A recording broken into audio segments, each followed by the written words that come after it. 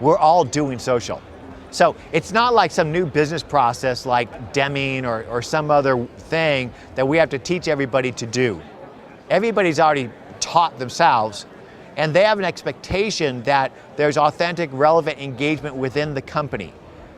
One of the things I want to share that people don't really necessarily get is they think being social means listening socially to your customers.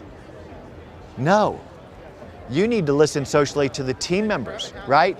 Because if you're not authentically and relevantly engaging with your employees, how can they authentically and relevantly engage with the customers?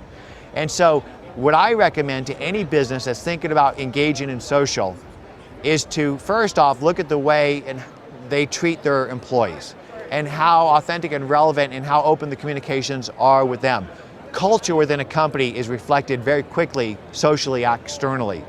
And so it's people, process, and technology that's going to implement social media engagement with customers, and it starts with the employees themselves, with the culture within the organization, with the leadership within the company of how social they are being, and if they have a social CRO who's engaging with the customer. And I would set a social media guideline.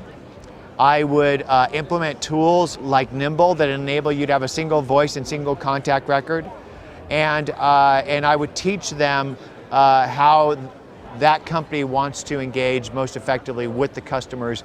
But I think the key thing that people forget is that social is not just external, it's internal too. Ultimately, when we start talking about social CRM, it's a revolution about the way companies behave.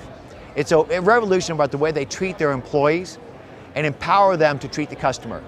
And if I were to throw the whole social CRM book on the table right now, I'd say that's where you start.